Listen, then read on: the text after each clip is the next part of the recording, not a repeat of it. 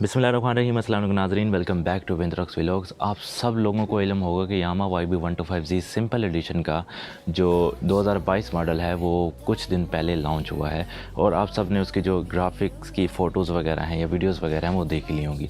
तो आज की इस वीडियो में इंशाल्लाह हम मुकम्मल तफसील के साथ इसको रिव्यू करने वाले हैं। इस बाइक में हमें कौन कौन से फ़ीचर्स मिल जाते हैं, इसके क्या खामियां और क्या खूबियां हैं, प्राइस क्या चल रहा है अभी मार्केट में, और इस बाइक को ख़रीदना चाहिए या नहीं ख़रीदना चाहिए। और आप अगर एक ऐसे यूज़र हैं जो कि न्यूली शिफ्ट होने वाले हैं यामा YB125Z पर, तो इंशाल्लाह आपके तमाम सवालों के जवाब मिल जाएंगे आपको। और मैं अपना साथ साथ अपना एक्सपीरियंस भी आपके साथ शेयर करता रहूँगा, क्योंकि मैं भी एक YB125Z का यूज़र हूँ। आप मेरे चैनल पर जाके इसकी मज़ीद वीडियोज़ भी देख सकते हैं। सबसे पहले स्पेसिफिकेशन में बढ़ने से पहले इसकी छोटी सी मैं हिस्ट्री आपको बताना चाहूँगा। 2015 में इसका बड़ा भाई यामा की तरफ से लॉन्च हुआ था और उसका नाम था YBR एक ऐसा मोटरसाइकिल था जो कि एक स्टूडेंट और यंग जनरेशन को अट्रैक्ट करता था और बहुत से लोगों ने इसको परचेज़ किया। बट YBR की मार्केटिंग में एक थोड़ा सा इशू था, वो ये था कि यामा YBR जो था वो सिर्फ या तो एक स्टूडेंट बंदा लेता था या फिर एक यंगस्टर लेता था, ना ही उसे कोई ओल्ड एज पर्सन परचेज़ करता था और ना ही एक फैमिली यूज़र पर्सन उसको परचेज़ करता था बिकॉज ऑफ इट्स पोस्चर। अब इस चीज़ को डिफेंड करने के लिए यामा ने 2017 में अपना मॉडल लॉन्च किया, यामा YB125Z। अब ये जो मॉडल था इसमें एक सबसे बड़ा इशू था जिसकी वजह से इसकी मार्केट तो हुई बट उतनी ख़ास नहीं हुई जितनी YBR ने अपनी की थी। अब इसमें इशू ये था कि इसका नो डाउट इसका पोस्चर बहुत कंफर्टेबल हो चुका था, लोगों को ये चीज़ पसंद आ रही थी। बट इसमें थोड़ा सा इशू ये था कि इसके जो गेयर्स थे वो एक आगे और चार पीछे बिल्कुल YBR की तरह के थे, जिसकी वजह से बहुत से ऑडियंस ने इसको एक्सेप्ट नहीं किया। बट बहुत से लोगों ने रिक्वेस्ट भी की कि अगर इसके गियर आप फॉरवर्ड कर दें तो बहुत ज़्यादा चेंज हो सकता है। तो 2020 में फाइनली यामा ने गियर्स चेंज कर दिए सब के सब आगे, जिसकी वजह से यामा YB125Z की जो मार्केट है वो आसमान छूने लगी। और अभी भी ब्लैक जो इसके मॉडल्स हैं वो बहुत ज़्यादा सेल आउट होते हैं और अभी जिसके मैं रिव्यू करने वाला हूँ ये भी बिका हुआ है। और आई होप जब तक आप ये मेरी वीडियो देख रहे होंगे तब तक इसका ओनर जो है इस पर फुल मज़े ले रहा होगा। ओके, अब फिर 2020 में इसके गियर भी आगे कर दिए और फिर इसके साथ एक और इसका वेरिएंट लॉन्च किया गया जिसका नाम था YB125Z DX। अब DX में अलॉय रिम और डिस्क ब्रेक डाल दी गई जो कि एक कंप्लीट मोटरसाइकिल बन गई। अब DX की हम बात नहीं करेंगे, वो फिर कभी इंशाल्लाह उस पर वीडियो बनाएंगे। ओके, अब चलते हैं जिसकी स्पेसिफिकेशन की तरफ। ये थी छोटी सी हिस्ट्री जो मैंने आपको बतानी थी। अब आपके आई होप बहुत से क्वेश्चंस का आपको जवाब मिल गया होगा। अब बात करते हैं जिसकी स्पेसिफिकेशन की। स्पेसिफिकेशन में अगर हम राइट हैंड साइड असम्बली की बात करें तो राइट हैंड साइड असम्बली में हमें सबसे नीचे मिलता है जी सेल्फ स्टार्ट का ऑप्शन। सेल्फ स्टार्ट से ऊपर हमें मिलता है लाइट ऑन का ऑप्शन और पार्किंग ऑन का ऑप्शन, ठीक है। उसके ऊपर हमें अगर किल स्विच मिल जाता तो सोने पर सुहागा हो जाता, बट यामा ने किल स्विच देना गवारा नहीं समझा, ठीक है। अब लेफ्ट हैंड साइड असम्बली की बात करें तो हमें सबसे नीचे मिलता है हॉर्न का ऑप्शन और मिल जाता है इंडिकेटर का ऑप्शन। इंडिकेटर में लेफ़्ट करेंगे तो लेफ़्ट ऑन होगा, राइट करेंगे तो राइट ऑन होगा, बट इसको ऑफ़ करने के लिए आपको इसको अंदर की तरफ प्रेस करना पड़ेगा तो ये ऑफ़ हो जाएगा। ये मुझे बेसिकली बहुत ज़्यादा बेहतर चीज़ लगती है और बहुत ज़्यादा कन्वीनियंट है। ओके, अब उसके ऊपर हमें मिल जाता है लाइट हाई और लाइट लो का ऑप्शन। लाइक आप इसकी जो लाइट की बीम है उसको हाई या लो कर सकते हैं। और यहाँ पे हमें एक ऑप्शन नहीं मिलता और वो है डिपर का। अब वो डिपर भी होता है इस तरह की मोटरसाइकिल में तो फिर अगेन सोने पर सुहागा हो जाता, बट यामा ने देना गवारा नहीं समझा। अब आ जाते हैं जी इसके मीटर की तरफ। अब इसका मीटर एक ऐसी चीज़ है जिसमें तकरीबन बहुत ज़्यादा फीचर्स हैं, ठीक है, और दैट्स वाई इसका जो मीटर है वो बहुत इंपॉर्टेंट रोल अदा करता है इस पूरी मोटरसाइकिल में। तो सबसे पहले हमें मिल जाता है एक स्पीडोमीटर जो कि हर मोटरसाइकिल में हमें मिलता है। फिर मिलता है हमें एक ऑडोमीटर जिससे हम किलोमीटर वगैरह देख सकते हैं। फिर हमें मिलता है एक ट्रिप मीटर। अब ट्रिप मीटर यूज़ कैसे होता है, इसको अगर फ़र्ज़ करें आप एक लंबे टूर पर जा रहे हैं और आपने इसको कर दिया है 0-0, तो जहाँ पे आपकी मंजिल मकसूद होगी वहाँ पर आप अपनी बाइक रोकेंगे तो ये आपको किलोमीटर शो कर देगा कितने किलोमीटर आप चल कर आ चुके हैं। तो ये एक बहुत ही ज़रूरी चीज़ है। अच्छा, उसके बाद हमें मिलता है सबसे इम्पॉर्टेंट थिंग और वो है जी फ्यूल गेज। अब फ्यूल गेज जो है एक बाइकर को ही पता है कि इसके कितने फ़ायदे हैं। फ्यूल गेज जो है YBR से पहले हमें कोई भी मोटरसाइकिल इंडस्ट्री नहीं दे रही थी 125cc में, बट YBR ने आके फ्यूल गेज दे दिया, ये भी बहुत बड़ी बात है। और फिर YBZ में भी इसके बाद हमें मिलता है जी गियर पोजीशन इंडिकेटर, जो कि हमारे 5 गियर्स की पोजीशन बताता है कि आप इस वक्त किस पोजीशन पर हैं। ओके, अब आ जाते हैं जिसके फ्यूल टैंक पर। अब 2022 में जो सबसे बड़ा चेंज किया गया है, जिस चेंज की वजह से इसका मॉडल चेंज हो गया है, वो है जिसका सिर्फ और सिर्फ स्टिकर चेंज। ठीक है, ग्राफिक्स का चेंज किया गया। पहले कुछ इस तरह के ग्राफिक्स थे ब्लैक पर, बट अब जो हैं वो ब्लैक पर हमें ग्रीन कलर के ग्राफिक्स देखने को मिल रहे हैं। ओके, फ्यूल टैंक में हमें मिलता है जी 13 लीटर की कैपेसिटी। लाइक आप इसमें 13 लीटर पेट्रोल डाल सकते हैं और रिज़र्व फ्यूल कैपेसिटी जो है वो इसकी 2 लीटर है।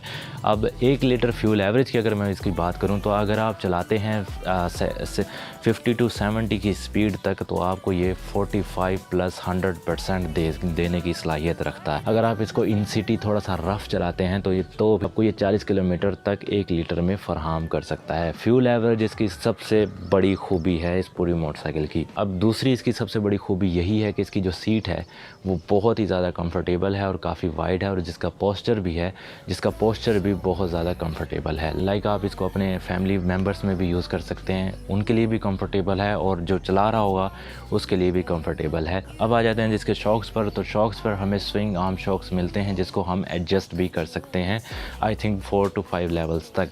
इसको हम हार्ड और सॉफ्ट अपनी मर्ज़ी से कर सकते हैं, but I will recommend you कि आप इसको 2 पर या 3 पर रखें, तो ये हर सिचुएशन में आपको काम देगी। फिर आ जाते हैं जिसके मेन थिंग, इसका दिल, इंजन पर। अब इंजन में हमें मिलता है जी 125 cc OHC इंजन। अब OHC और OHV 2 तरह के इंजन होते हैं। OHV जो इंजन है वो हमें CG 125 वगैरह की बाइक्स में मिलता है, और OHV इंजन एक पुरानी टेक्नोलॉजी है, ठीक है। बट OHC जो है ये एक नई टेक्नोलॉजी है और इसके ज़्यादा फ़ायदे हैं। इन दोनों इंजन कैटेगरी में फ़र्क क्या है वो इंशाल्लाह मैं एक नई वीडियो बना दूंगा और उस पर आपको मुकम्मल तफसील मिल जाएगी OHV और OHC इंजन के रिलेटेड। अच्छा, और इसमें बैलेंसर शाफ्ट होने की वजह से बाइक की वाइब्रेशंस बहुत कम हो जाती हैं। ये 125 cc का वाहिद इंजन है जिसमें बहुत ही ज़्यादा कम वाइब्रेशंस है। लाइक आपको अगर वाइब्रेशंस फील होंगी भी तो वो हायर RPM पे होंगी, वो भी इतनी ज़्यादा नहीं कि आपको हिला के रख दें, सिर्फ आपके पायदान तक आपको वाइब्रेशन फील होगी। सीट तक तो भाईजान भूल ही जाएं कि वाइब्रेशंस आपकी सीट तक किसी तरीके से पहुंचेंगी। अच्छा, और अगर मैं इसकी वाइब्रेशन कंपेयर करूं CG 125 से, तो CG 125 भाईजान समझ लें कि ट्रैक्टर है और ये एक टोयोटा करोला है, सही है। इस तरह से आप इसकी वाइब्रेशन का हिसाब लगा सकते हैं। अब इसके इंजन में 1 लीटर मोबिलाइल डाल सकते हैं। अब ऑयल की 2 कैटेगरीज हैं, 1040 और 2050, तो उस पर भी मैंने वीडियो बनाई हुई है, लिंक कहीं दे दूंगा तो आप जाके देख लीजिएगा। अच्छा, आप कहेंगे स्पाइस में बताते अपनी मार्केटिंग भी कर रहे हो। हाँ, कर रहा हूँ। अब अगर इसकी मैं टॉप स्पीड की बात करूँ तो इसकी जो टॉप स्पीड है वो इसके अपने मीटर के मुताबिक 120 तक चली जाती है, बट अगर मैं इसको GPS के साथ मिलाऊँ तो इसकी जो टॉप स्पीड है वो 110 से 115 तक मैक्सिमम स्पीड है। तो अगर आपने वो वीडियो भी देखनी है मीटर एक्यूरेसी की, तो अगेन मैं ऊपर कहीं लिंक दे दूँगा और आप वो वीडियो देख सकते हैं। इंजन में ही हमें किक स्टार्ट का भी ऑप्शन मिल जाता है, जो कि बहुत ही ज़्यादा फ़ायदेमंद है। लाइक आपकी अगर सेल्फ कभी ख़राब हो भी जाती है, वैसे ये जल्दी ख़राब नहीं होने वाली क्योंकि बहुत ही बेहतरीन क्वालिटी की सेल्फ स्टार्ट है, बट फिर भी अगर कहीं ना कहीं ये ख़राब हो जाती है, काम नहीं करती, तो आप इसको किक स्टार्ट से स्टार्ट कर सकते हैं। ओके, अब आ जाते हैं जिसके फ्रंट पर हमें एक ट्रेडिशनल तौर पर हैलोजन का बल्ब मिलता है, जो कि YBR वगैरह पर भी मिल रहा है, और क्रिस्टल क्लियर गोल्ड लाइट इसकी मिल जाती है, और इंडिकेटर्स जो कि बैक साइड पर भी हैं, सेम टू सेम इंडिकेटर्स हमें फ्रंट पर भी मिल जाते हैं। ओके, अब हम आ जाते हैं जिसके मड गार्ड पर। अब मड गार्ड में हमें एक शाइनी ब्लैक, एक हार्ड प्लास्टिक का मड गार्ड मिलता है, जिसकी जो प्लास्टिक की क्वालिटी है वो पिछले मड गार्ड से बहुत ज़्यादा बेहतर है और काफ़ी ज़्यादा मजबूत लगता है ये प्लास्टिक। और दूसरी सबसे बड़ी बात यह है कि इतना ज़्यादा डस्टी फील नहीं होता। आप इस पर सिर्फ एक बार कपड़ा मारें तो ये बिल्कुल शाइनी हो जाता है, और मुझे ये जो शाइनी प्लास्टिक है ये बहुत ज़्यादा अच्छी लगी है इस पूरे YB 125Z पर। टायर की तरफ आ जाएँ तो हमें मिलते हैं यहाँ पे 2.75 18 इंच का टायर, लाइक 2.75 18 का टायर हमें फ्रंट पर मिलता है, और बैक पर मिलता है हमें 90 18 का टायर। अब टायर की अगर हम बात करें तो यहाँ पे एक सबसे बड़ा मसला है यामा YB 125Z का। अब इस पार्ट को आपने गौर से सुन रहे हैं। यामा YB 125Z का जो सबसे बड़ा मेजर प्रॉब्लम है वो है इसका टायर। इसके साथ हमें जो टायर देखने को मिलता है उसका जो पैटर्न है वो बहुत ज़्यादा एक अजीब सा पैटर्न है, जिसको आप एक ऑफ रोड वगैरह पर जब चलाते हैं तो ये आपको गिरा सकता है। अच्छा, ये जो पैटर्न है टायर का, ये बारिश वाले रोड पर या फिर ऑफ रोड पर बहुत गंदी परफॉर्मेंस देता है। लाइक अगर आप इमरजेंसी ब्रेकिंग करते हैं तो टायर को सामने की तरफ स्किट होना चाहिए, बट ये जो टायर है ये लेफ़्ट या राइट की तरफ स्किट होता है, जो कि आपको गिरा सकता है। तो आई विल रिकमेंड यू कि अगर आप यामा YB125Z परचेज़ करने का सोच रहे हैं तो सबसे पहले आप इसका टायर ज़रूर चेंज करवाइएगा, और टायर आप पैंथर ट्रैक डलवा सकते हैं 90-90-18 का, इससे बड़ा साइज़ ना डलवाइएगा। 90-90-18 is best for this bike. Okay, अब बात करते हैं जी कि हमें इस सलेंसर की। तो सलेंसर पर हमें एक क्रोम की हमें ऊपर पतरियाँ मिल जाती हैं और नीचे मिलता है powder coated silencer, black powder coated silencer, जिसकी जो आवाज़ है वो CG125 की तरह यूनिक तो नहीं है, बट एक ऐसी आवाज़ है जो कि मोटरसाइकिल की होनी चाहिए, ना इतनी ज़्यादा लाउड, ना इतनी ज़्यादा क्रिस्पी, और ना ही इतनी ज़्यादा दबी हुई।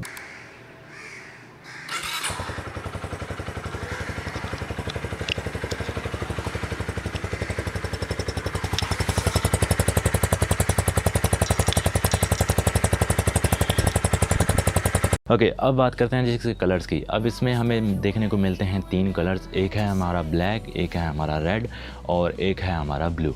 अब आपको 2020 के ग्राफिक्स अच्छे लगते हैं या अब आपको 21 के ग्राफिक्स अच्छे लगते हैं या 2022 के, वो आप मुझे कमेंट में ज़रूर बताइएगा।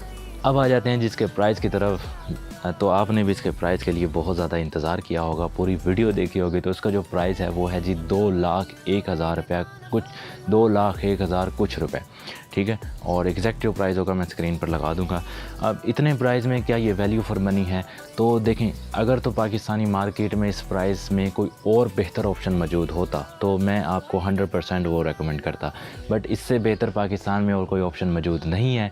जब तक नहीं आता तब तक तो मैं आपको यही रेकमेंड करता रहूँगा। जैसे ही आ गया तो फिर मैं आपको कहूँगा कि भाई ये कभी भी परचेज़ ना करें, बट फ़िलहाल अभी तक के लिए ये बाइक मुझे वैल्यू फॉर मनी लगती है, और किसी भी 125cc जितने भी पाकिस्तान में मौजूद हैं उससे बेहतर परफॉर्मेंस दे सकती है आपको।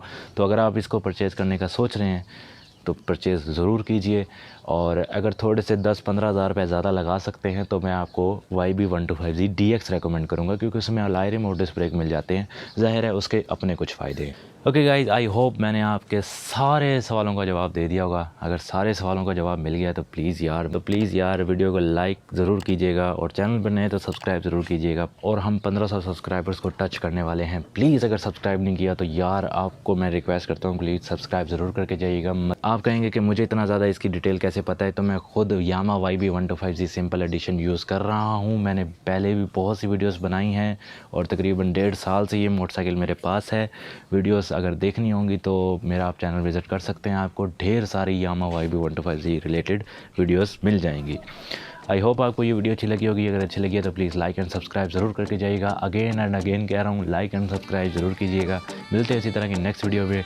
और अगर तो आप ये मोटरसाइकिल लेने का सोच रहे हैं तो अल्लाह पाक आपको कामयाब करे। अल्लाह हाफिज़। What is up? क्या बोल रहे सब लोग? एमवे बनता है, मालूम है ना, मचाएंगे, जो नहीं नाचते उसको भी नचाएंगे। Let's do it. Hey, hey.